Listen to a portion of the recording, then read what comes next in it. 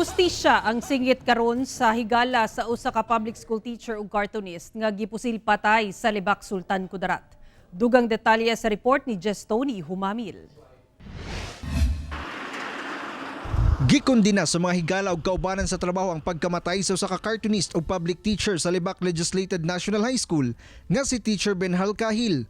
Gani sa post sa tulonghaan, nanawagan kini sa mas lalom nga investigasyon sa kaso.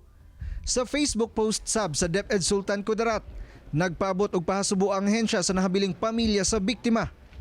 Ilado sab ang biktima sa natad sa editorial cartooning. Gani nadtong milabayng bulan lang, nakadaog pa ang biktima sa usa ka editorial cartooning contest. Pasado alas 10 Sabado sa gabi, dihang napalgan si Benhal nga nagbuyod nga wa nay kinabuhi dapit sa usa ka humayan sa Purok Rosal, Barangay Pasandalan sa Libak, Sultan Kudarat. Gisulayan pa kini og dala sa ospital apan gideklara kining dead on arrival. Human ana sa 8 kasamad pinusilan ang naangko niini sa nagkadaiyang parte sa lawas. Sa investigasyon, pauli na unta si Benhal dihang giatangan kini sa gunmen sa mong lugar og gipaarakan. Unfortunately, medyo patag po yung mga tama niya and then hindi na po na-revive ng mga doktor natin considering po na dead on arrival po yung assessment nila, sir.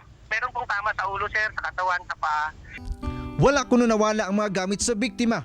Busa matod sa kapulisan, tumong gayud nga patyon ang biktima. Apan ginalantaw gihapon nila nga duna pay laing anggulo sa krimen. Nanawagan sab sila karon sa mga nakakita sa panghitabo nga makig-alayon kanila. Kami po nakikiusap sa mga kababayan natin dito sa bayan ng Libak na kung sino man yung may information or may alam regarding dito sa kaso ni Sir is magtulungan po sana tayo. Ako si Jess Tony Humamil para sa One Mindanao.